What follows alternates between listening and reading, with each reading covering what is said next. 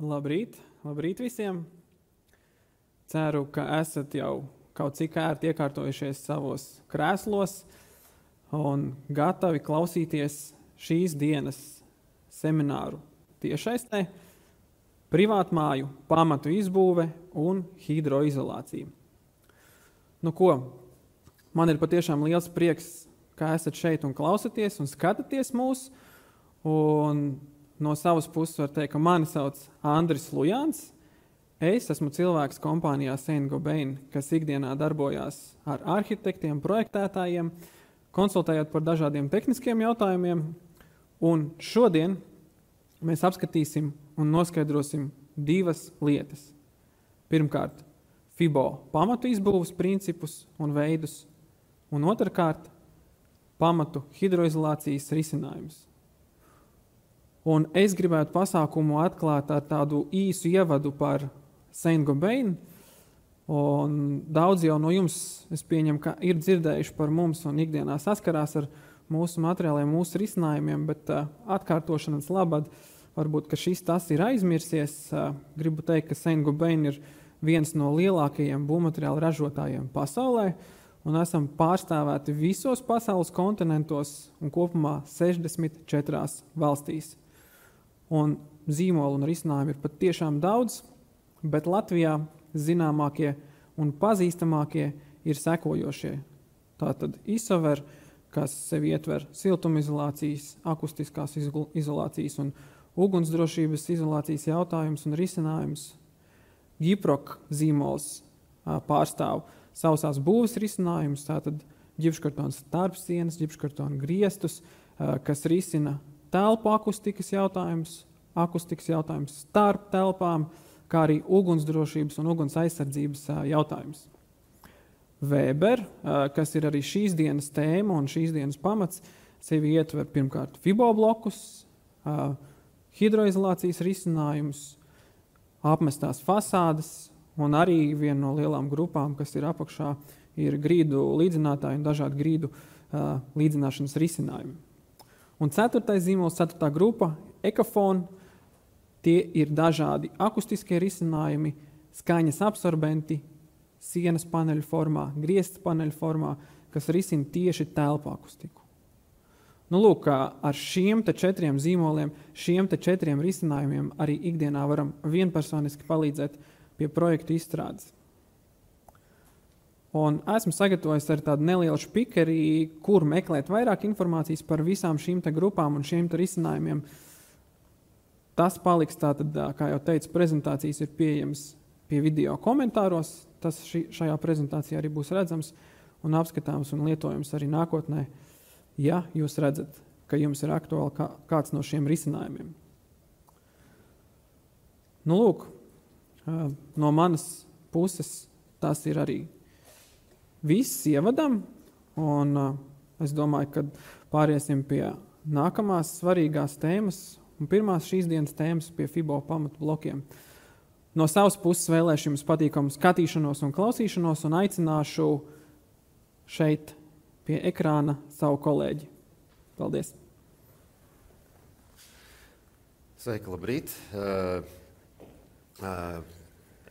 Tātad no Saint-Gobain projektu vadītājs Enrico Urbiņš par FIBO bloku keramzītu izstrādājumu risinājumiem. Un tātad šodien mūsu pirmā tēma ir tātad pamatu risinājumi un attiecīgi arī šie te FIBO bloku pamatu dažādi veidi. Un sākumam varbūt tās tīri ieskatam, kādi vispār mums ir šie te pamatu izbūves zināmie principi. Pārsvarā tātad jau no iepriekšējiem laikiem pārsvarā, teiksim, populārākie, protams, ir šie te monolīta betona gan lentveida pamati, gan plātveida pamati, kuriem katram ir sava, teiksim, pielietojuma sfēra. Un tātad šie te dažādi bloku pamatu veidi, kas sākotnēji bija kā saliekamie dzelzbetona bloki, šobrīd arī ir ar FIBO bloku šiem te risinājumiem. Un, ja mēs paskatāmies tad nedaudz par to, kādi ir šie pamatprincipi. Tātad, plēntveida pamati, ko veido, teiksim, ar monolītu betonu ar veidņiem, protams, kad šeit ir tas galvenais princips, kad jābūt precīzi izveidotiem šiem te veidņu sistēmām.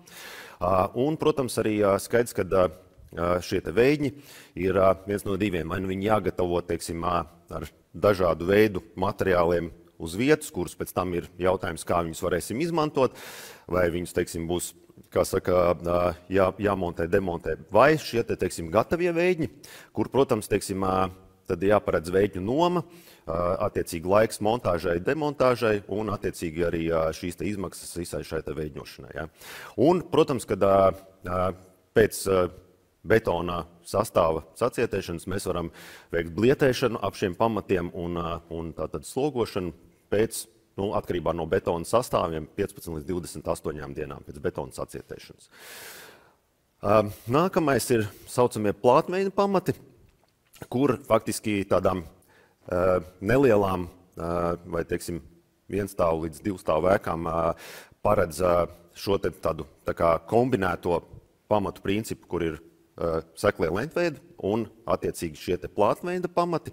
Un tad ir tādā veidā, teiksim, viņš ir vispopulārākais tajos gadījumos, kad mums ir šī te plātne, kura, teiksim, pilda šo te pilno nesošo funkciju, un tā tad ir vai nu karkas māja vai guļbūvs māja, kurai faktiski lielāko daļu šos te plātveņu pamatus arī paredz tādā veidā, ka, teiksim, izbūvē silto grīdu pa visu šo te pirmā stāva laukumu.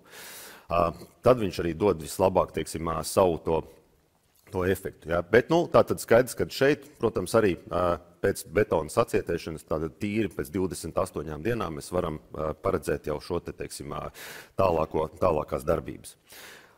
Un, tā kā pieminēja arī tātad šie te saliekamie pamatī no, teiksim, dzelzbetona blokiem. Ja.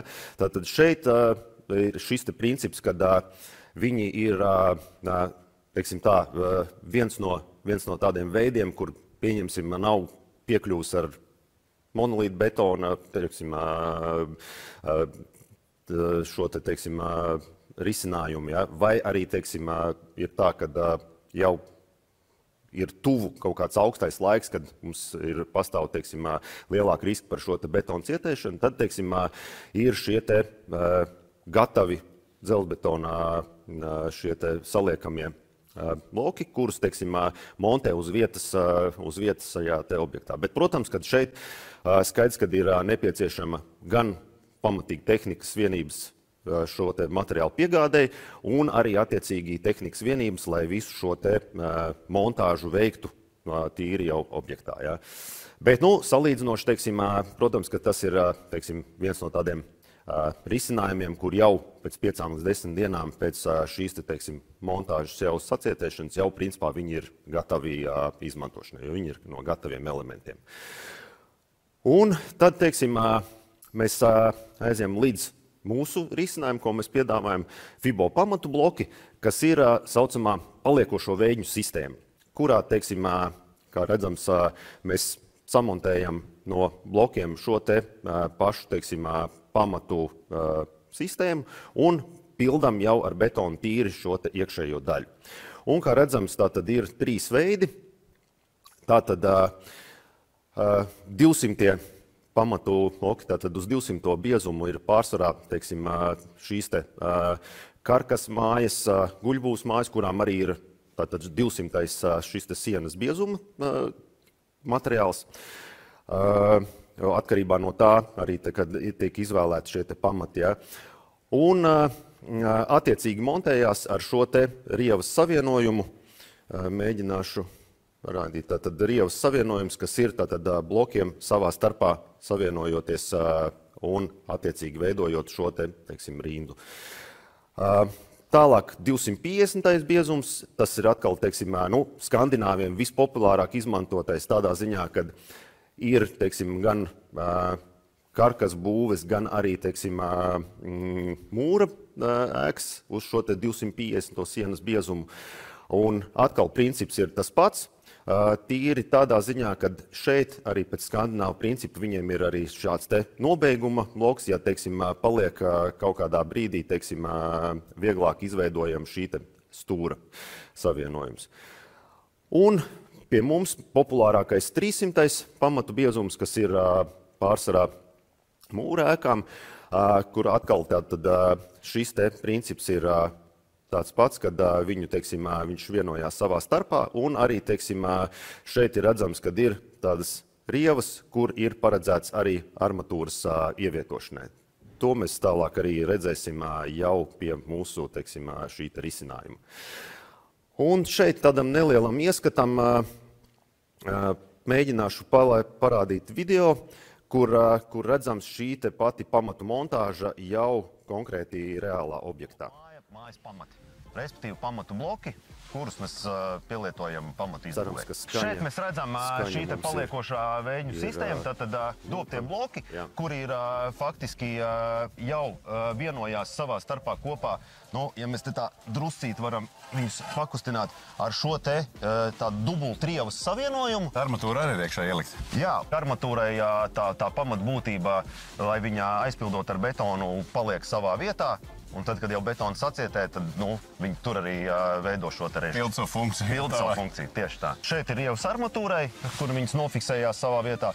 Un pēc būtības arī, ja mēs redzam, tad arī šis te vidus, šīs te starpas ir zemākas, tīri ar tādu domu, lai tas betons, teiksim, betona sastāvs varētu saplūst jau starp šiem te dobumiem, starp rindām. Kāpēc šis stūrs izskatās mazliet savādāk nekā pārējie bloki? Priekš stūra veidošanas ir saucamais universālais stūra bloks, kuram tātad vidus ir gludais, ja, lai viņam varētu, mēs pat varam, teiksim, uzcelt virsū, lai viņam varētu uzlikt krusteniski šo te bloku, un viņš, teiksim, mums netraucētu tās rievas, kuras mums, teiksim, jāveido šis stūrs. Un lieko vienkārši nogriežam nost. Pēc skatos sapūstas putas arī. Kādēļ tas tā? Ņemot vērā, kad šīs te savstarpēji saturošās, teiksim, tās starpliks ir zemākas, tad, protams, šeit stūrī mums izveidojās, tā kā tāds padziļinājums, kur mums, protams, kad negribētos, lai tas betons plūst ārā. Tad divi varianti. Vai mēs viņu vienkārši uz to montāžas brīdi, kamēr mēs aizpildīsim ar betonu, aizplūšam ar šo te klasisko putu sastāvu, vai pieliekam no stūra, teiksim, dēli vai saplāksni. Tātad redzējām šo te pašu, teiksim, stūra montāžas principu, un faktiski šeit mēs redzam arī, teiksim, šos te pamatu griezumus, kas arī ir mājaslapā, ko vēlāk būs arī informācija, kur viņi ir redzami. Tātad divu veidu pamatu risinājumi. Tātad šis konkrēti pamatiem bez pagraba, kā leitveida pamati uz šī 200. Pamatu blokā piemēra. Un tātad šeit, ja mēs nedaudz redzam, tātad, ja mums ir kā leitveida pamata, tad ir tīri tikai saucamā caursalsošās daļas siltinājums no ārpuses un attiecīgi grīdas risinājums, kas jau nāk iekšpusē. Un, protams, arī pamatu pēda, uz kura tas viss mums balstās. Un nākamais ir kā izbūvēja ar pagrabu, piemēram, pamata ar 300. Pamatu bloku, kur jau mēs redzam, tātad, ja mums ir pagraba izbūve, tad mums nāk siltinājums pilnībā visai šai te visā pamatu dziļumā, un atkal tātad pamatu pēda, uz kuras tas viss balstās. Un tātad tās galvenās pamatu bloku priekšrocības, kad šī gadījumā mums ir šie te trīs biezumu risinājumu 200, 250, 300, kur faktiski katram no šiem ārsienas risinājumiem mums ir kā stabils pamats, ko mēs varam veidot. Tātad paliekošo vēļņu sistēma, kas mums faktiski ļauj to vieglāk visu izpildīt reāli uzlaukumā. Mums nav vajadzīgas šīs speciālās smagās tehnikas, ceļam krāni un tā tālāk.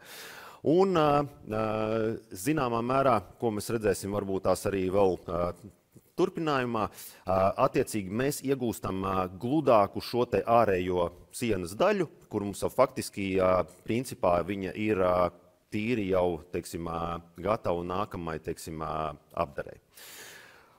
Un tātad šeit mēģināsim pārslēgties atpakaļ uz video. Tātad paturpinot šo te... Tā tomēr kaut kāda pēda ir uzlieta.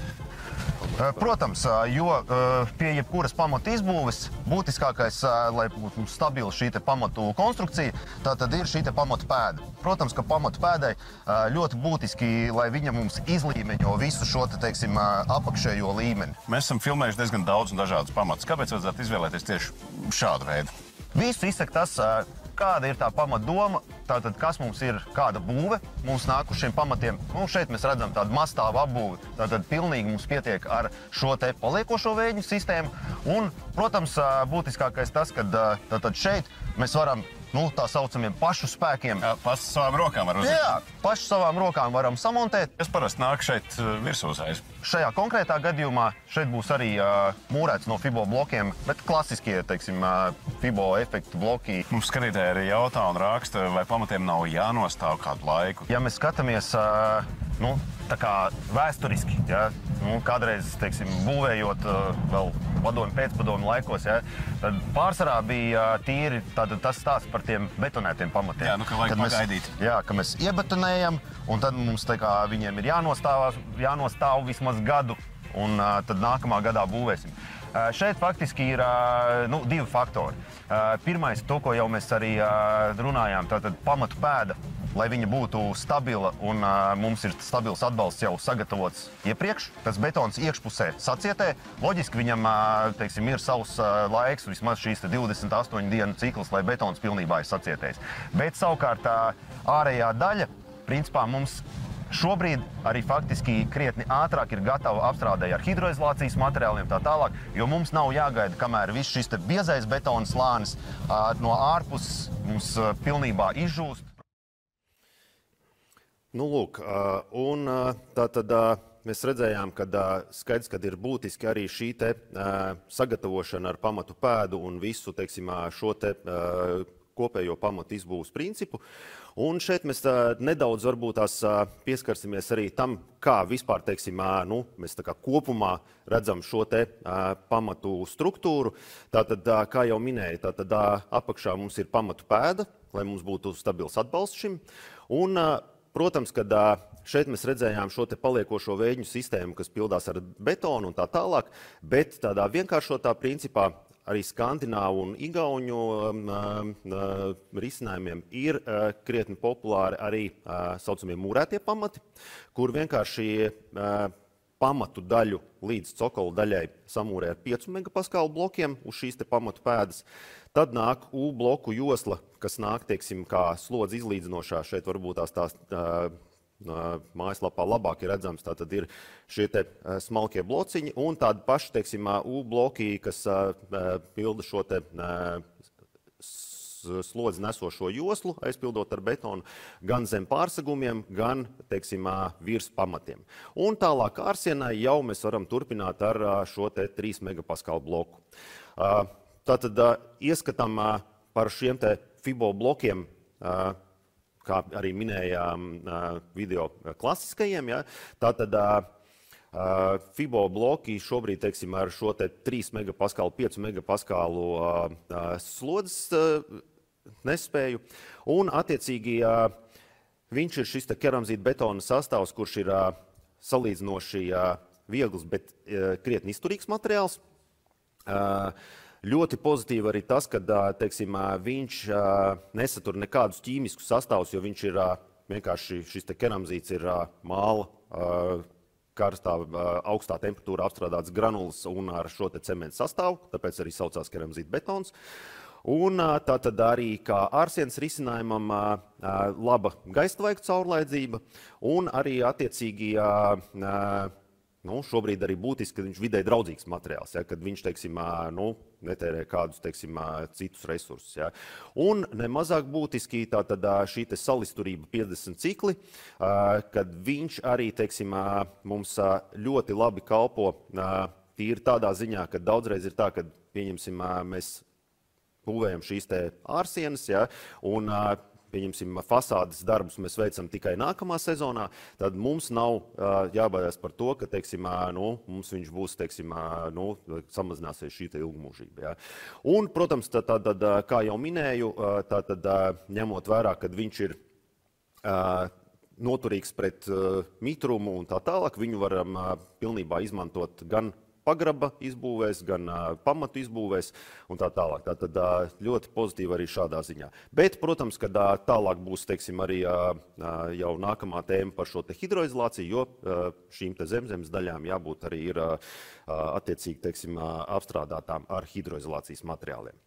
Un tātad pavisam nedaudz ieskatām, tā kā minējām, šīs te pamatu pēdas izbūvē ir arī pamatu pēdas bloki, kur viņš ir, teiksim, montējams tīri arī savā starpā, lai mēs varētu tātad izveidot pašu spēkiem šo te pamatu pēdu, apmēram šādā veidā.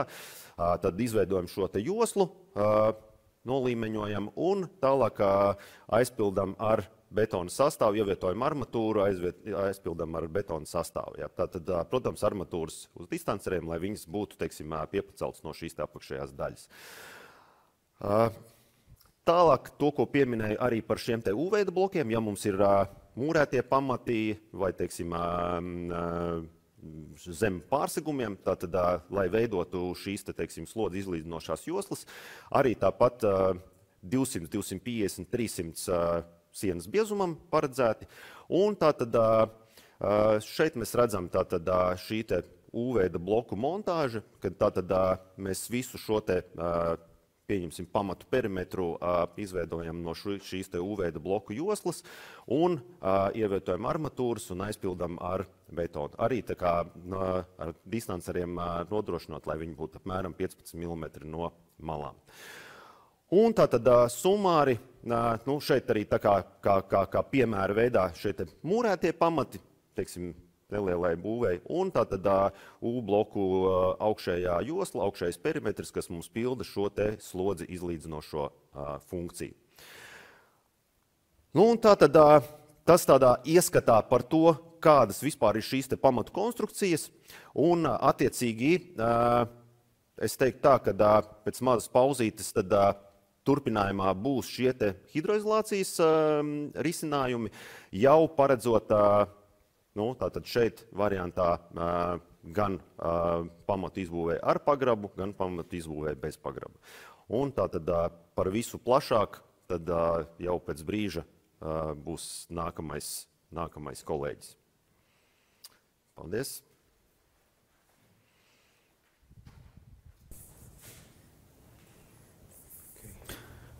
Paldies, Enriko. Enriko varbūt nebeidz uzreiz prom. Komentāros no jums varbūt daudz jautājumu netiek saņemti, bet ir viens jautājums, kas attiecās uz varbūt vairāk hidroizolācijas sadaļu. Jautājums par siltumizolācijas stiprināšanu, kā pie šādiem pamatiem stiprināt siltumizolāciju, jo varēja video redzēt, ka nedaudz nelīdzena šī siena. Tad, komentārā un jautājumu uzdevējiem es teikšu, ka to atbildēs šo jautājumu mans nākamais kolēģis, kas prezentēs hidroizolācijas risinājums. Bet, Enriko, jautājums, kādi ir tie jautājumi, varbūt, ko tu visbiežāk saņem ikdienā saistībā tieši ar pamatu bloku izbūvi? Ko cilvēki jautā, kas parasti ir tas neskaidrais pirmās lietas vai tās svarīgākās lietas? Teiksim tā, ka pārsvarā jau, protams, ka pirmais jautājums ir pirms pamatu izbūves, kā labāk darīt. Vai šos te dzelzbetonu pamatus, vai pietiek ar mūrētiem pamatiem, vai šī, teiksim, paliekošo vēļņu sistēmu. Zināmā mērā, tā kā arī sākumā mēs skatījāmies, lielā mērā arī tas ir atkarīgs gan no tās vietas, kur mēs gribam būvēt, gan arī no būves, kāda mums būs uz šiem pamatiem. Tātad jau projektā daudzreiz, teiksim, ir sākotnējie novērtēts, vai tie būs šie seklie pamati, vai tie būs dziļie pamati, tā kā šeit ar pagrabu, piemēram. Un otrkārt arī no grunts īpatnībām. Lielā mērā ir atkarīgs, kad atsevišķos gadījumos, pieņemsim, ir monolīta pamati, jo tā ir paredzēts, tur, teiksim, ar kaut kādām speciālām drenāžām, rīķī tā tālāk, jo tur ir, pieņemsim, grunts īpatnības, kad tikai tādā veidā, vai kaut kāda slīpuma. Ja? Bet tātad, ja mums ir salīdzinoši stabila grunts bez īpaši augstiem gruntsūdeņiem, tad mēs varam, teiksim, pilnīgi mierīgi jau būvēt šos te mūrētos pamatus vienkārši ar 5 megapaskālu blokiem. Tā kā tas vairāk atkarībā no tā, kāda ir šī te būve. Jā, paldies par atbildi. Šobrīd apstīsimies, jā, vai nav vēl kāds jautājums. Īsti neredzu varbūt kā jautājumu, bet ir komentārs no Kaspara. Pamata pēdas platums ir deformācijas aprēķins, lai nodrošinātu vienmērīgu sienu deformāciju. Varbūt, kad es nezinu, vai tu kaut ko šeit vari nokomentēt vai... Zināmā mērā pieļauju, ka tas jautājums ir tādā ziņā, ka šeit mēs redzam, ka, protams, ka pamatu pēda vienmēr ir platāka nekā pat pamatu, teiksim, konstrukcija. Ja. Tīri ar to domu, ka šeit pamatu pēdas platums ir 490, tā kā tīri kopējais, tātad mēs paredzam 200, 250, 300 līdz 300 šo te pamatu pašu konstrukciju. Tātad uz katru pusi ir tātad stabilāks atbalsts, lai, protams, ka pamatu pēda ir platāka un attiecīgi pat jau konstrukcija, pamatu siena ir, lai viņi būtu stabils atbalsts uz katru pusi. Tas tālāk būs arī, teiksim, protams, jāparedz arī pie šīs te hidroizolācijas apdares, kad arī attiecīgi pret visām šīm te mitruma ietekmēm, visai pēdai jābūt apkļautai, bet tas ir nākamais stāsts. Labi, paldies. Teiksim paldies Enriko. Aplausiem mēs to nevaram izdarīt. Varbūt, katrs pie sava galda. Paldies, Enriko. Paldies. Un, gribu aicināt, droši rakstiet jautājumus komentāros, un mēs te šādā formā arī mēģināsim uz tiem sniegt atbildi. Tā kā, droši, jebkas, kas iešaujas prātā, kas šķiet svarīgs uzreiz skatoties. Un es no savas puses vienkārši gribētu uzaicināt savu nākamo kolēģi, runāt par nākamo šīs dienas tēmu, par tieši hidroizolācijas risinājumiem, jau kā šos te jau FIBO izbūvētos pamatus vai jau kur cita veida pamatus, kā tiem nodrošināt hidroizolāciju. Tā kā lūdzu aicinu savu nākamo kolēģi ar nākamo prezentāciju.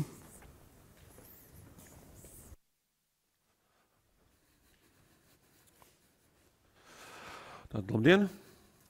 Sauc man Māris Dembovskis, strādājis Saint-Gobainā, pārstāvu tieši Weber brendu. Esmu tirdzniecības pārstāvis. Šodien runāšu par pamatu hidroizolāciju. Patiesībā ļoti plaša un smaga tēma. Iespiest iekšā ir ļoti īsā laikā. Tāpēc šī brīdī pieskaršos vairāk vienam mūsu pamatu risinājumu, pamatu hidroizolācijas risinājumiem. Bet vispirms paskatīsimies, kādas ir vispārīgi pamatu hidroizolācijas materiāls tiek piedāvāti, to, ko mēs pazīstam. Tas ir viens no veidiem. Es viņus nosaukšu, varbūt katram kaut kur es pieminēšu kaut kādu vājāko punktu skatījumā, manā skatījumā, bet nekādā gadījumā negribu pateikt, ka tie materiāli būtu slikti. Viņi visi darbojās, vieni ir vieglāk iestrādājumi, otri ir grūtāk iestrādājumi. Man patiesībā pašam patīk tās teiciens kā muļķidrošs materiāls. Tad mēs vairāk pārstāvam to muļķidrošo materiālu, kur cilvēkam grūtāk kļūdīties ir. Pirmais variants, ko es pats esmu ielicis iekšā, tie māla paklāji, kurus izmanto būvēs. Viss ir kārtībā, viņi strādā, bet kur es redzu viņiem, sarežģītību, tas ir lokšņveida materiāls un veidojās šūvēs. Tātad šeit ir viss atkarīgs no tā, kā darbinieks to visu darbu paveic, cik kvalitatīvi un cik atbildīgi, jo mēs zinām, ja mēs hidroizolācijā uztaisīsim kaut kur kļūdu, pēc tam tas mums dārgi maksās. Šeit es paredzu, ka viena no iespējām ir šeit kļūdīties. Tātad, kā es minēju, materiāls ļoti labs, bet viss ir atkarīgs no iestrādes. Ruļveida kausējuma materiāls, šie materiāli arī ir sastopami joprojām redzēt objektos, kad puiši, ko dara, tātad ņem kausējumu ruberoidu materiālu, griež loksnes, mēģina kausēt klāt uz vertikālās daļas. Es nesaku, to nevar izdarīt. Es saku, ka tas ir grūti darāms darbs patiesībā. Šitā bilde neraksturo vislabāk to, jo nav no mūsu platuma grādiem paņemta. Bet, principā, tur puiši strādā degļiem vertikālajā daļā. Kā es minēju, tā tad var kaut kur nepiekausēt klāt, kaut kur nepiespiest. Bet, ja visi izdara pareizi, tad kāpēc ne? Bitums, uzšķirinātājs saturošais bituma mastiks, kas ir pieejams tirgū, ko ļoti daudz tā arī uzskata, kad no veciem laikiem paņēma bitumu, uzmērējās pamatiem, tas viss strādā. Piebilde šeit klāt ir šķīdinātāji saturošie. Kur ir problēmas? Pamati. vienmēr, neteiksim vienmēr, bet ļoti bieži, kad viņi mitri ceļš pie renovācijas kaut kādiem darbiem, ja pamats ir atrakts vaļā, un tad mēs to visu darām, ja, tad ir mitrs. Tāpat arī slēgs betons, viņš ir mitrs. Šķīdinātā saturošie veido plēves kārtu, bet nesūcās iekšā slapjā virsmā. Tur ir, teiksim, tā problēma, un tas mīnus, tas ir viens, un, teiksim, nākošais ir, šeit tā bilde parādīt vienkārši tīri informatīvi, ja, bet nākošais, ko es gribu, par ko vēlos runāt, tātad, ko mēs redzam? Mēs redzam šeit pamatus, viņi pa lielam vienmēr tiek siltināti. Siltināti viņi tiek ar putu polistirolu, pie tā vēl ar ekstrudēto. Ko dara šķīdinātājs ar ekstrudēto polistirolu, ja vispār polistirolu, redzam to bildi, tā, šo te bildīti. Šeit ir uzlēts virsū bija benzīns, bet, principā, tā arī ir, kad putu polistirols tiek sēsts, uzklāt šķīdinātājs saturošs bitumu mastikas uz pamatiem, tur ir lēni gaistoši šķīdinātāji, viņi ļoti ilgi tvaiku ārā, uzlīmējot virsū polistirolu, no otras puses viņš tiek, teiksim tā, sauksim, izkausēts, sēsts, izkausēts. Un vēl, kas ir uz bituma pamata, tādā gadījumā putu polistirols ekstrudētais tiek līmēts ar minerālās izcelsmes līmēm, kas nav tas labākais variants. Ir, starp citu, jā, mums YouTube kanālā ir un tāpat ir Weber Facebook lapā, ir video, kuras taisīja semināru Iecavā un es pušiem rādīju, bija pielīmēti divi veidi. Viens ar mūsējo bitumu un otrs bija, starp citu, par mūsējo bitumu, jā, pieskarsimies nākošajā slaidā, teiksim, nākošajā pogas spiedienā, viņš ir bez šķīdinātājiem. Un bija minerālās izcelsmes līme. No minerālas izcelsmes līmes ļoti skaisti viss lidoja nost. Plīs, jā, tad attiecīgi mūsējais nolaust nost nevarēja. Tur ir, teiksim, tā problēma ar šķīdinātāju saturošiem materiāliem. Jā, un tā kā es saku, bez šķīdinātāju, tas ir tas, ko pārstāvam mēs, Webers, apakšā bildīt parāda objektu pašu. Aha, izskrēja kaut kur pa tālu. Tā, viss kārtībā ceru. Jā. Tātad mēs pārstāvam to bitumu sadaļu, kas ir bez šķīdinātājiem. Tāda pašā startā viņi, teiksim, vēl ūdenī šķīst, jā, instruments var nomazgāt svaigus ar ūdenī, pēc tam viss, kad polimerizējās, ūdens neko nedara. Plus vēl kādi ir, teiksim, ja mēs runājam vispār par bitumu un par šķīdinātāju saturošiem, viņš ir smags materiāls, mēs nevaram uzlikt pietiekoši biezu kārtu, jā, tad mūsu gadījumā bez šķīdinātāja sastāvs un pašā masā ir iestrādāti putu polistirola graudi, kas atvieglo bitumu masu, un līdz ar to mēs varam jau dabūt virsū uz sienas uzklāt hidroizolācijas variantā, tas ir 3 mm kārtu, bet principā līdz 15 mm mēs varam audzēt, tad jau vajag tikai putu polistirolu līmēt klāt. Plus vēl pozitīvs moments tas, kad ekstrudēto putu polistirolu pēc tam nost dabūt nevar. Tātad pazemes daļu mēs rekomendējam vispārīgi nedībeļot. Starp citu, man es vienmēr šo jautājumu uzdod, kāpēc mēs būvējam ēku, taisam pamatus, taisam hidroizolāciju un pēc tam sitam cauri dībelī, jo vajag piedībeļot klāt siltumizolācijas materiālu.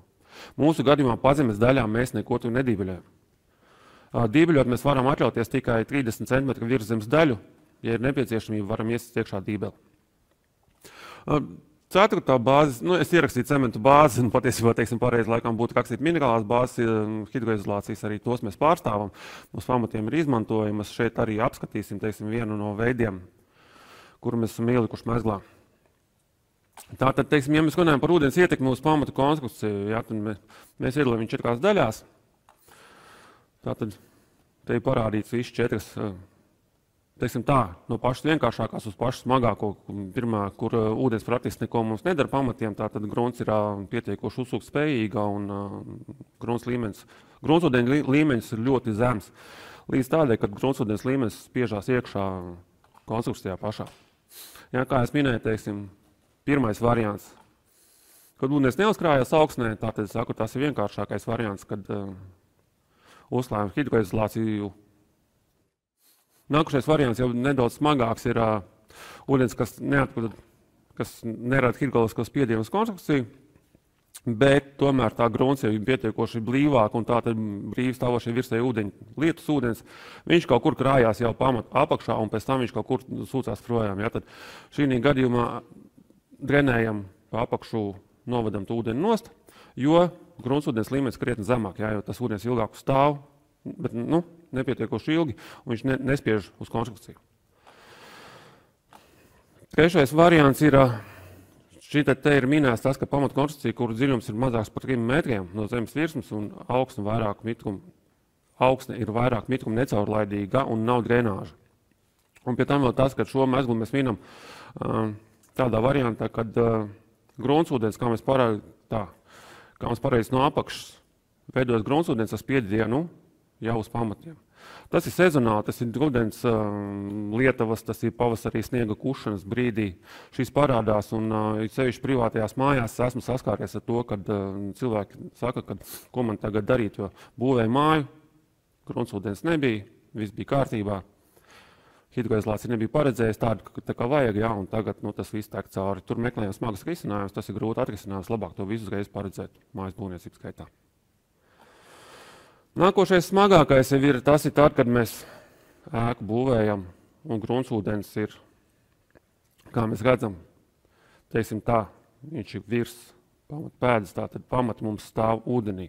Un ir pagrabs vienalga, teiksim, vai ir pagrabs vai nav pagrabs, tas vienīgais, ko mainīs, tas ir mainīs horizontālās hidroizolācijas sargašanās vietu. Tie ir tie 4 veidi, tātad no vieglākā uz smagāko, un tāpēc arī, teiksim, ja mēs tālāk runājam par pašu mezglu, jā, tad izskatīsim. Šis te variants, tas, ko es tagad rādu, ir paredzēts tad, ja gruntsūdens līmenis ir zem pamatiem apakšā un nerada spiedienu. Tādā gadījumā, kā jūs paši redzat, kad ēkas pamats no ārpuses ir siltināts. Šeit parādīts, ka pagraba it kā tā kā nav. Vienīgais, tā kā es teicu, ja pagrabs būtu, tad horizontālā hidroizolācija būtu nevis šeit, bet horizontālā hidroizolācija mēs tiktu veidot šeit. Un tālāk būtu grīdas plātne. Ja, tā tad ir tā, kad klājās virsū. Starp citu, iepriekšējais jautājums, kas tika uzdots Enrico par FIBO pamatu izbūvi, kad kādā veidā tiek stiprināta siltuma izolācija, tad mūsu gadījumā tiešām, es saku, tā ir bituma mastika. Pirmā nāk grunts 901, šķēdās ar ūdeni, 1 daļa grunts, 10 daļas ūdens ar tādu nosmērējumu pamats, un pēc tam uzklājam virsū bituma mastiku ar kārtas biezumu 3 mm, tātad, jā, kur būs padziļinājumi, tur palielināsies bišķiņa materiāla patēriņš, bet principā mēs ar šo materiālu ar pašu mastiku izvēlkam sienu un uzreiz liekam klāt ekskludēto putu polisterolu. Tātad ekskludētais putu polisterols, tā, kur man podziņa palika, kā varat. Tā, beks, šī tā, atgriezāmies. Kā jūs minēju, tātad šeit izveidojam hidroizolāciju ar bitumu saturošu, tātad Superflex 10 materiālu, līmējās klāt putu polisterols. Šeit pa ārpusi ir parādīts drenējušais slānis. Ir fondulīni, teiksim, Latvijas tirgu pieejams brīvi veikalos nopērkams fondulīns, tātad tas novadīs brīvi stāvošos ūdens maksimāli uz leju, tālāk viņi tiks projām. Šeit mēs izmantojam minerālas izcelsmes hidroizolāciju Weber Superflex D2. Starp citu, šī hidroizolācija laba ar to, kad ražotājs pats pieļauj uz viņas tālāk, teiksim, veidot mūri, gan ne tikai mūrētu mūri, gan arī monolītu betonējumu. Ja šī daļā, teiksim, ja mēs runājam par pašu pēdu, ļoti bieži objektos ir tā, kad ir pamatu pēda, nāk armatūras izvada ārā, jo šo te pašu pamatu viņi veidos no monolīta betona. Tad ko tad izmantot šeit kā horizontālo hidroizolāciju? Rulļveida materiāls, tas ir tas, kas Latvijā ir pieejams, un mēs esam visi pieraduši un saucam to vienkārši par ruberoidu lentu tādu ieklājumu iekšā, un betonējamies uz augšu te neiet cauri, jo ir apgrūtinājums armatūra, kas nāk ārā. Jā, tā tad vajag kaut kāds mērējuma materiāli. Mūsu gadījumā, tā kā es minēju, tas ir Weber Superflex D2, un uz kura var patiešām jau pēc tam transporta betonu, teiksim, liekam vēģņus, gāžam iekšā transporta betonu, un viss tas smuki darbosies. Tā tad es saku, teiksim, jā, šī gadījumā mūsu gruntsūdens ir zemu, tāpēc mēs liekam šeit horizontālo hidroizolāciju. Nu, un, teiksim, tas variants, kad gruntsūdens ir augsts, tad, tā kā es minēju, ja, mums nāk augšā sadaļa siltināta, teiksim, apakšā, ja tālāk netiek siltināts, tad hidroizolācijas kārta. Un horizontālā hidroizolācija klājās šeit, tālāk viņi jūdzās kopā šeit jau uz pamatu plātni. Un tātad ūdenim nav, kur tikt iekšā, ūdens var spiesties šeit, ja no apakšas var spiesties, viņš nekur iekšā mums netiek. Attiecīgi, ja pagrabs nebūtu izbūvēts, tad mēs vienkārši to horizontālo hidroizolāciju pārceļam uz augšu. Nākošais slaids ir minēts par renovācijām, bet iekšā viņš ieliks ir kā mēsliņš, bet patiesībā tagad daudz man uzreiz varētu pateikt, Māri, kur ir injekcija? Jo, ja mēs runājam, ka, teiksim, nāk gruntsūdens no apakšas, ja, kur ir iezīmēta injekcija. Šīs ir domāts schematiski vairāk parādīts to, ka tas ir iespējams, to iespējams ir darīt.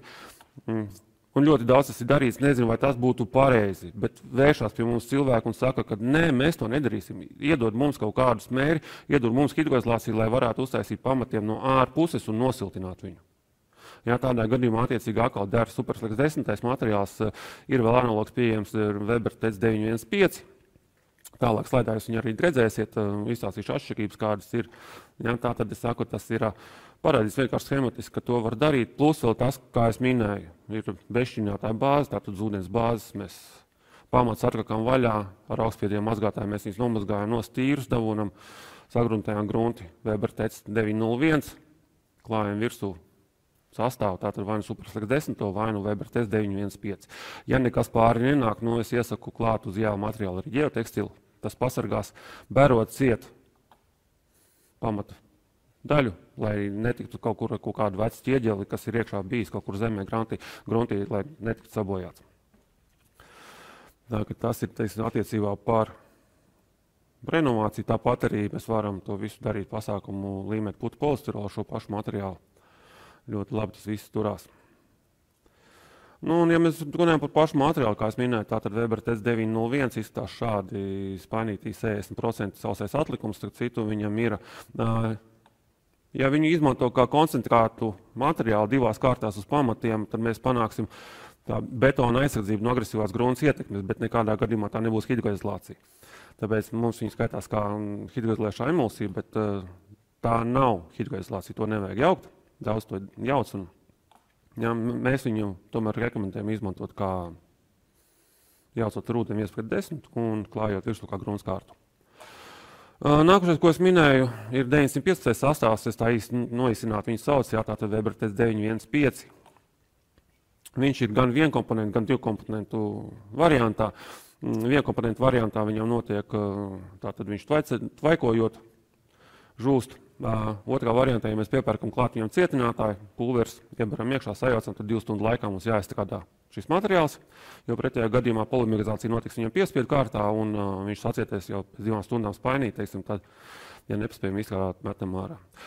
Kuros brīžos izmantojam cietinātāju? Es iesaku izmantot cietinātāju tātad temperatūrās no +5 un uz augšu, bišķiņ. Zem +5 vispār nevajadzētu kāpt strādāt ar šo materiālu, bet tātad pie zemākām temperatūrām tas ir viens. Otrs, ja mums vakarā ir paredzēts lietus, teiksim, plānojās, ka būs lietus, bet tagad mēs pa dienu to visu taisam, ja, lai vakarā tas viss jau būtu polimerizējies un lietas nenoskalotu. Un vēl trešā vieta, kur ir tātad pie siltināšanas, jo kā mēs saprotam, teiksim, ja mēs attaisam spaini, paņemam masu, uzklājam virsū uz putu polistirolu. Viens no variantiem, jā, starp citu, ko es nepieminēju, viņu var līmēt arī, neizmantot viņu kā hidroizolāciju, bet izmantot kā putu polistirolu līmi.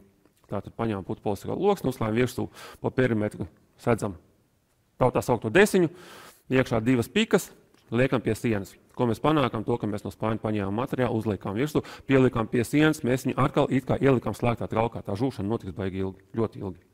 Ja, tad liekam klāt cietinātāju, un tad mēs attiecīgi zinām, ka jā, mēs šūnu esam slēguši, bet cietiešana notiks. Grunts aizberšanu, es iesaku pagaidīt, teiksim, 3. dienā, neatrāk kā 3. dienā, vajag pamatu aizberšanu grunti, jo, lai mēs pārliecinām, būtu tiešām, ka materiāls ir sacietējis un ir nespējīgs. Tātad nākamais ir hidroizolācijas Superflex 10. Tas ir tas, ko mēs rekomendējam, ar ko viņi atšķirās. Teiksim, šīm te spainī nāk jau uzreiz 2 komponenti. Jātaisim pirmo vāku vaļā, tur mums ir sausais pulveris. Tātad klientam nav iespējas nopirkt bez cietinātāja. Viņš pērk jau uzreiz standartā cietinātāju, un tā ir tā viņa materiāla pats priekšrocība, kad, teiksim, tas ir atvieglo. Kā pēdējais, teiksim, no mūsu materiāliem piedāvātajiem šī īsajā apskatiņā, ja, tas ir hidroizolācija D2, saīsināt saukt, ja, tad teiks, pilnais nosaukums Weber TEC Superflex D2. Elastīgā minerālās bāzes hidroizolācija, starp citu spēj turēt arī negatīvo spiedienu, plus vēl viņai tāds, ka, teiksim, viņi var strādāt uz veca bituma, uztaisīt kā sasaistes kārtu starp teiksim, tā, atsedzam kaut kādu daļu vaļā konstrukcijas, un tur kaut kas ir kārtīgais mērāts, ar kādu padomu laikos kausēt bitumu, to, ko ugunskura mucās tur vārīja. Tātad to bitumu lielāko daļu mēs noņēmām nost, cik mēs varam noņemt, cik mēs noņemam. Ko darīt tālāk, tātad varam ņemt Superflex D2 un klāt virsū. Teiksim, tas jau mums veidos arī kā starpkārtu, un plus tas strādās kā hidroizolācija. Kā es minēju, viņu var izmantot kā horizontālo hidroizolāciju, ir sevišķi tādās sarežģītās vietās, kur nāk kaut kādi armatūras izvadi ārā, kur tālāk sienās visu kopā un betonējas visu uz augšu.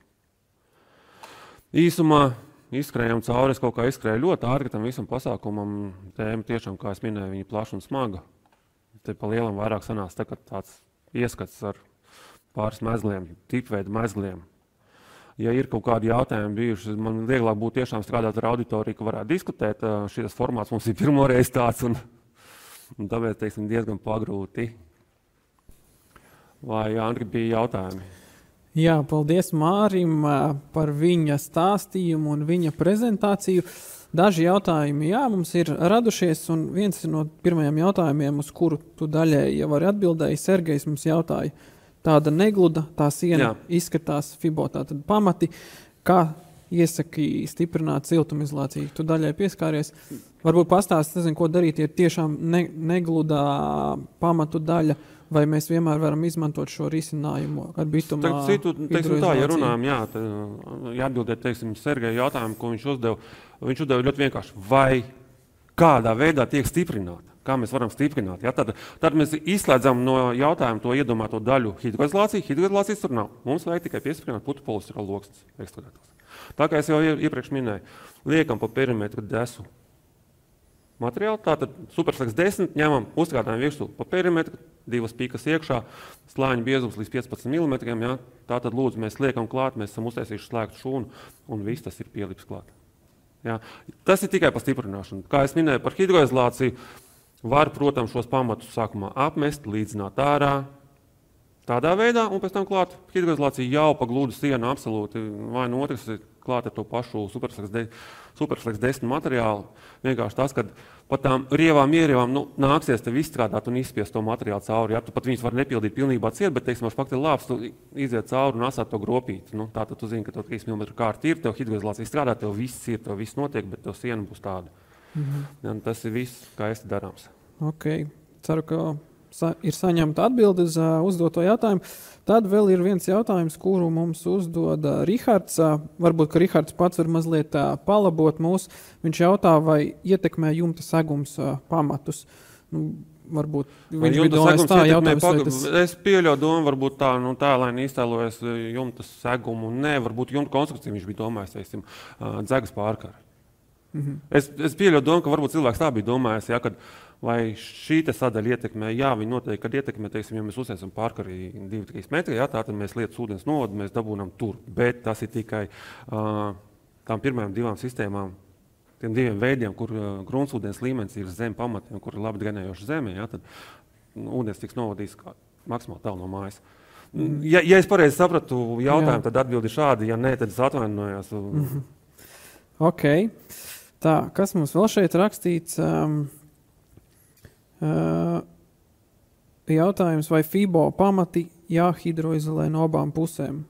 Ārā un iekšpusē ir augsts gruntsūdens līmenis un nav pagraba. Tā. Dzintars uzdod jautājumu. Tā, jāhidroizolē. Tā. Vai, ja no abām pusēm jāhidroizolē, ja ir augsts gruntsūdens līmenis un nav pagraba? Vai tāds tas jautājums? Vai ir abas puses, vai mums pietiek tikai ar ārpusi? Tā. Ar ārpusi redzi, kas notiks, teiksim, tā. Jā, kāds tagad, teiksim, jā, vai prezentāciju varam uzlikt apakaļ? Jā.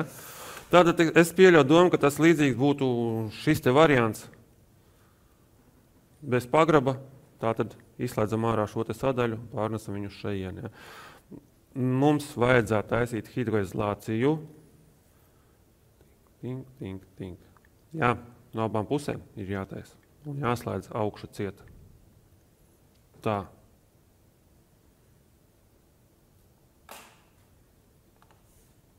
Un tu redzi, teiksim, tāpat šeit ir. Apakšā horizontālā hidroizolācija jūdzās kopā ar vertikālu un ejam uz augšu. Un tātad gruntsūdens viss, kurš stāv kaut kur, nezinu, šeit. Viņš netiek pašā konstrukcijā iekšā un bloki netiek bojāt, un ūdens arī netiek uz augšu. Ir jāizolē no abām pusēm. Tad šajā gadījumā, ja mums ir gruntsūdens bez pagraba, tad mums ir no abām pusēm izolējam abas puses, liekam horizontālo hidroizolāciju tā, ka izemēts apakšā tā, lai pasargātu maksimāli. Jo redzi, ja mēs neieliksim šeit apakšā, bet tā kā es minēju, ka mēs varam likt augšā, tad mums caur pamatu pēdu nāks iekšā ūdens un kapilāri kāps uz augšu. Ja, tāpēc mēs slēdzam pilnīgi konstrukciju ciet un neļaujam ūdeniem iekļūt. Nu, jā, paldies Dzintaram par jautājumu. Ceru, ka atbildi arī Dzintars ir saņēmis un citiem bija interesanti to dzirdēt. Ir vēl viens jautājums. Zane uzdod šo jautājumu. Viņa apraksta situāciju. Tad ir pamats ar vertikālo siltumizolāciju un siltumizolācija, cik saprotu, ir likta arī horizontāli. Tātad gruntī blakus pie pamata. Un jautājums, šajā situācijā pagraba nav. Acīm redzot, Zane laikam jautā, vai vajag hidroizolāciju vai nevajag šajā gadījumā, ja mums ir siltumizolācija arī horizontāli. Bet kurā vietā, ja tagad domāju, tā tad te jābūt virzemes. Tad vēl ir horizontāli. Daļai horizontāli aiziet. Mājas apmalīt, jā. Siltumizolācijas materiāls ar hidroizolāciju kā, teiksim, nesasaistās kopā. Tā tad gan vienalga vai hidroizolācijas slānis vienalga ir nepieciešams. Jā, jo siltumizolācija tā pasargā pret augstumu iekļūšanu iekšā un hidroizolācija pret mitrumu un ūdeni. Ok, paldies. Tā, vēl viens jautājums ir parādījies, kas varbūt mazliet jau atkārto iepriekš teikto. Es nolasīšu vienkārši. Viktorija jautā, kā pielietot hidroizolācijas mastiku, ja siena nav ideāli gluda, ir šuves, piemēram, vai nelīdzenumi mūrējot, vai siena nav iepriekš jāsagatavo, jo siltinājumu pēc tam uz šķembu sienu būs grūti uzlikt. Kā jau es iepriekš arī minēju, ka viens no variantiem tātad mēs vienmēr varam apmest. Vispirms hidroizolācijas klāšanas tātad paņēmām cementu saturošus apmetumus un klājām virsū, un pēc tam jau strādājām ar hidroizolāciju normāli brīvi, un tāpat arī pēc tam būs vieglāk strādāt ar siltumizolācijas pielīmēšanu. Tā, ka to var darīt. Un tāpat, kā es minēju, arī vecs ēkas pamats, kad mēs arkokam vaļā, tiešām tie ir ļoti bieži tā, ka kaut kur mūrēta ķieģeļa daļa, kaut kur ir laukakmeņi iekšā, kaut kur ir liela izgupuma izgāvuma. Ja, tad to mēs vienmēr līdzinām. Vispirms līdzinām ar cementu saturošiem apmetumiem, jeb remonta sastāviem piemeklējam, ja, un pēc tam jau pa līdzens sienas strādājam. Ok. Nu tā, uz doto brīdī Facebook komentāros es jautājumus neredzu. Tā vēl viens laikam parādījās, tad Baiba. Cik dziļiem jābūt pamatiem no FIBO blokiem vienstāvu karkasa mājai? 70 kvadrātmetri. Jā, acīm redzot, tas jautājums nav pie manis. Tas drīzāk būtu pie Enrico, un Enrico noteikti, kad varēs komentārā arī atbildēt. Es domāju, ka tā būs vienkāršāk cilvēkam. Ja? Visdrīzāk, ka tur noteikti kādam ir konstruktoram jārēķina pašam. Tas būtu, bet es ceru, ka Enrico tiešām uzrakstīs atbildi cilvēkam Facebookā. Jā, labi, tad uz to mēs sniegsim atbildi mazliet vēlāk. Man jautājums no manis, kā neredz vairāk komentāros, minēja, ka ir cementā bāzes, tā kā hidroizolācijas un ir bituma bāzes. Jautājums, kuru veidu, kurā gadījumā izmantot? Kāpēc izmantot bitumu vai kāpēc cementā hidroizolāciju? Kas būs piemērotāks? Jā, saprot. Pirmkārt, bituma bāzes saturošos materiālus mēs izmantojam. Es iesaku izmantot, ja ir nepieciešama ēkas siltināšana. Pamatsiltināšana, tātad mēs panākam vienlaicīgi gan hidroizolācijas slāni, gan putupolistirola līmi, ekstrudētā putupolistirola līmi. Tas ir viens, un pēc tam mums nāk siltinājuma apdere. Mums ir drogs jau atsiets vaļā. Bet, ja tev, būvēs māju, un tev nezinu kādu iemeslu dēļ, tu nesiltināsi. Tātad nesiltina pamatus, bet tev vajag vienalga cokola daļai uztaisīt kaut kādu apderi. Ja mēs uzklāsim virsū bitumu mastiku, tad kādu apderi mēs tālāk liksim. Te mēs esam hauzās. Ja. Tad mēs izmantojam cementu bāzes, minerālas bāzes saturošas materiāls, hidroizolācijas.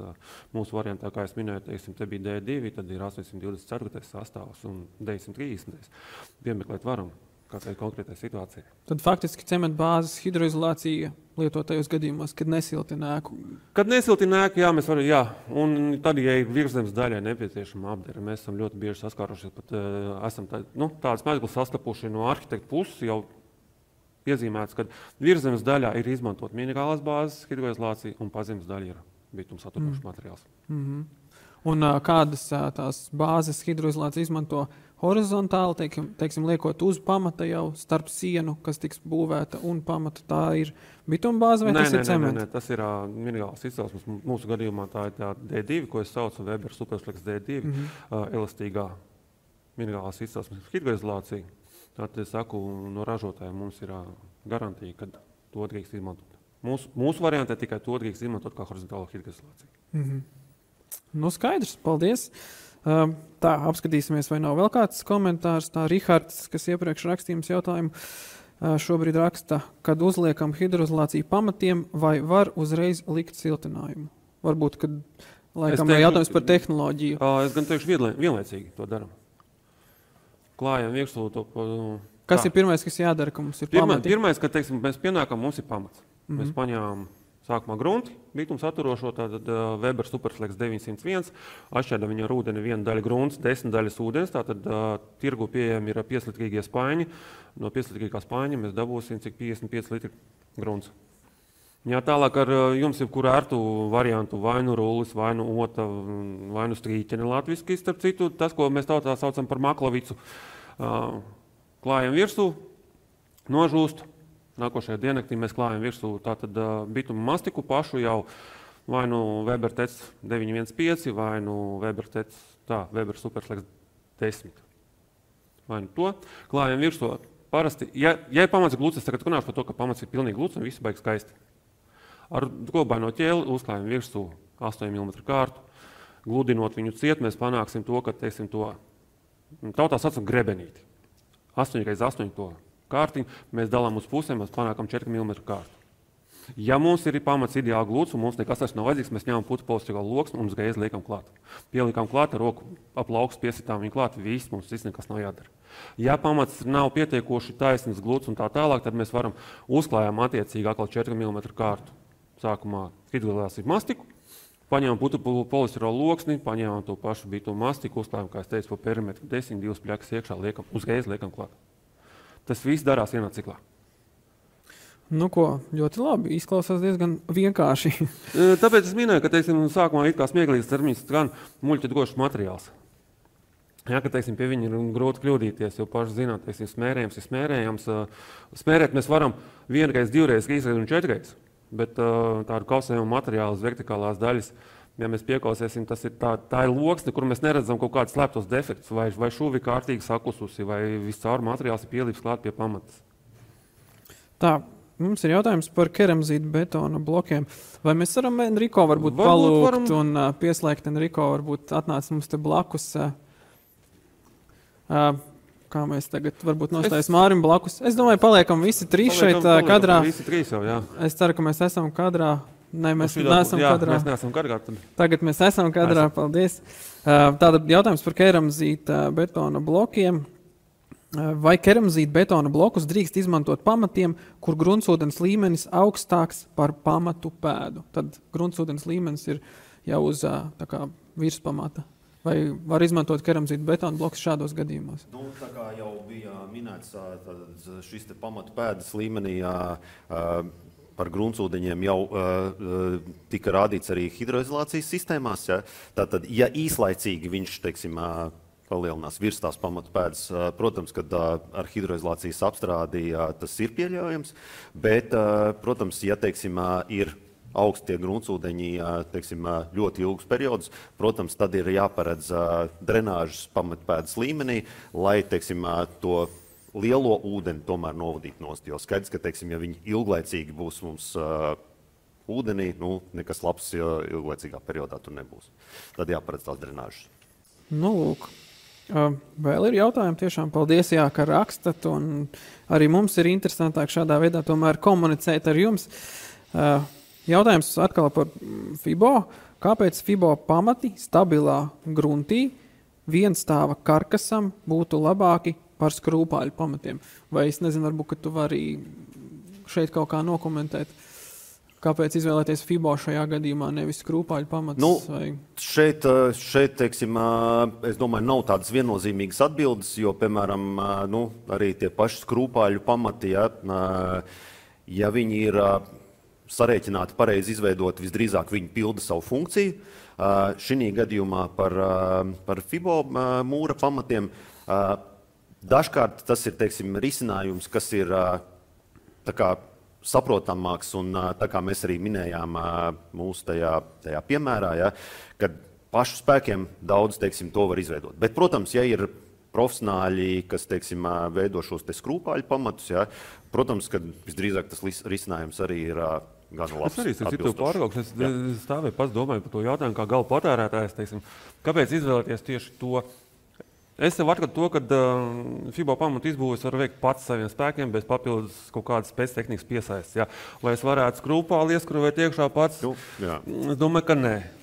Būtu jāzvanās, jāinteresējās, kas to dara, un jāsēs kaut kādi cilvēki klāt atsevišķi un pluso tehnika. Es pieļauju, es vienkārši ieraudzīju to no savas skatu punktu, kā gala patērētājs, teiksim, kāpēc. Jā, tā kā tas viss atkarīgs no tā, kā tehniski to visam varam izpildīt. Nu jā, jāsaka, ka katra situācija ir individuāla. Vēl viens jautājums, kas izskatās mazliet sarežģītāks, ko uzdod Mārtiņš, centīsimies atbildēt, ja būsim spējīgi. Es nolasīšu. Tad pastāstiet par hidroizolācijas risinājumu pie ieejas durvīm ar grīdas līmeni virs pamata 10 cm. Tātad grīdas līmenis ir aptuveni 10 cm virs pamata, kas izbūvēts. Vai ir kāds standarta risinājums zināms? Iekšā siltās grīdas, pamats siltināts, mūris virs pamata gāzbetons. Pagaid, tad kas tieši jāsiltina? Tur vēlreiz jālasa un jāiedziļinās tur.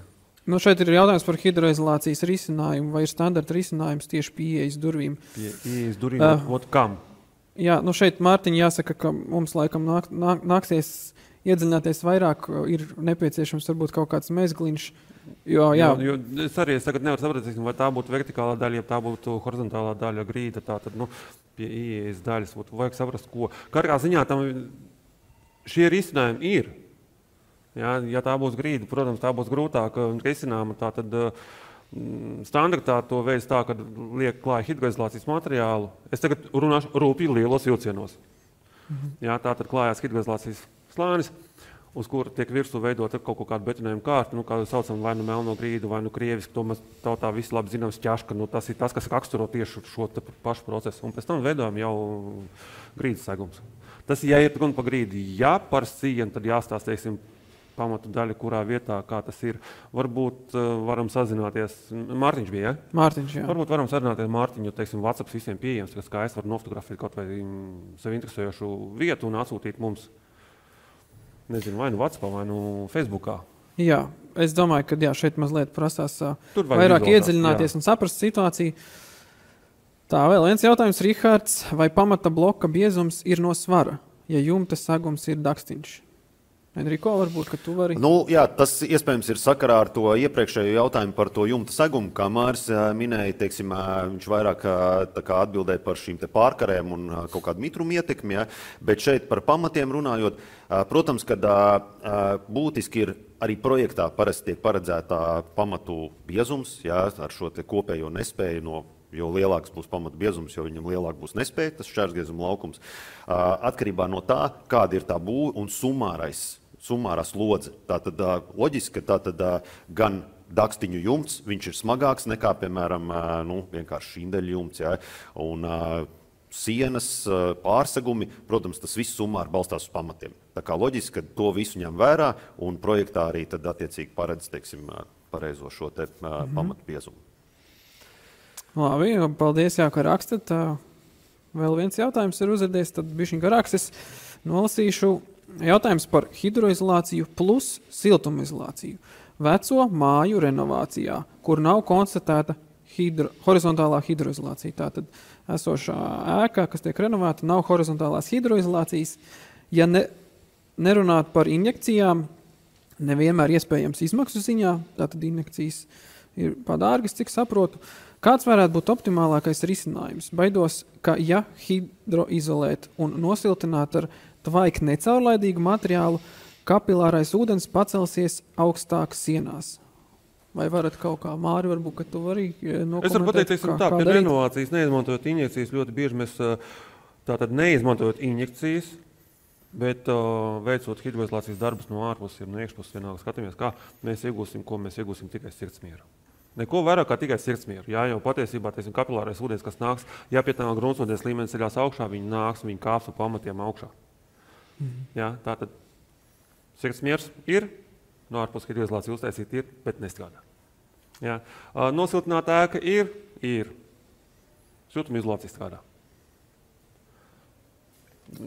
Nu, jā. Tā, it kā viennozīmīga atbildes nebūtu, bet atbilde katrā ziņā būs viennozīmīga. Bez pilnas sistēmas, un tātad tur ir injekcijas jāstāsta, vai ir nepieciešama sanācija, tātad, ja ir pagrabs, ja vajag veikt mūra, tātad ārstēšana, teiksim tā. Bez tā neiztikt. Pēdējais jautājums, es domāju, ka jā, mums vajadzētu arī, kā saka, noslēgt šo semināru. Pēdējā jautājumu uzdot Baiba, cik augstiem jābūt FIBO pamatiem? Kaut kādā mērā laikam iepriekš apskatīts jautājums, bet varbūt, ka tu vari vēlreiz nokomentēt. Šeit, starp citu, faktiski tā atbilde līdzīgi, teiksim, pie šiem te mezgliem. Ja? Tātad mezglos šie te lentveida pamati parasti tiek paredzēti apmēram 1,2 līdz 1,4 metri kopā ar pēdu, kas ir saucamā, teiksim,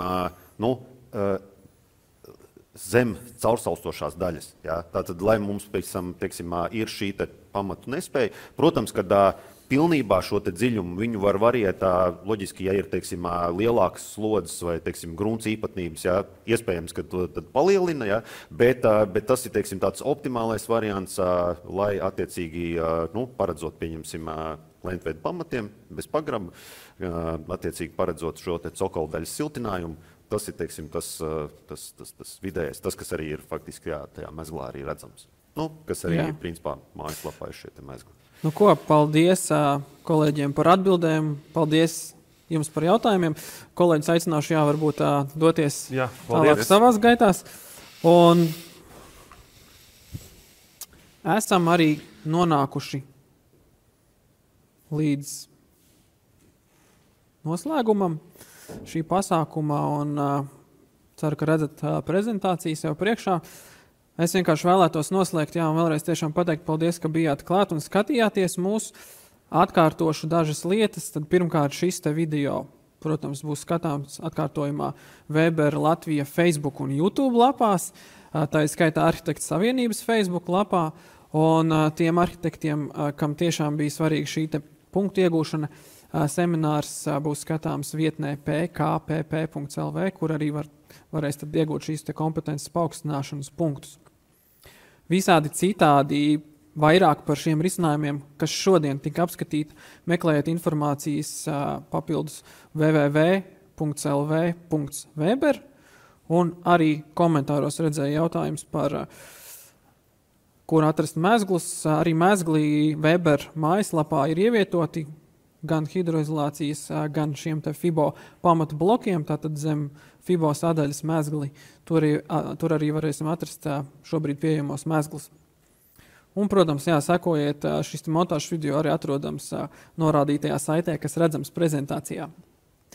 Visādi citādi no mūsu puses, ja ir jau tādi sarežģītāki jautājumi, uz kuriem mēs nevaram sniegt atbildes semināra laikā, tad pirmkārt es varu aicināt it sevišķi arhitektus projektētājus komunicēt ar mani. Es vai nu savedīšu kopā ar pareizajiem cilvēkiem un saprotot situāciju. Ja ir jautājumi par FIBO, tad, protams, kolēģim Enriko Urbiņam var dot ziņu, šeit arī kontakti. Ja jautājumi par hidroizolācijām, tad Kristaps Krūza, kolēģis, kas šodien, diemžēl, nevarēja uzstāties, ir atbildīgs par hidroizolācijām, tad dodiet ziņu viņam. Visādi citādi tiešām paldies, ka bijāt šeit, paldies, ka skatījāties, un uz tikšanos citā reizē. Visu labu!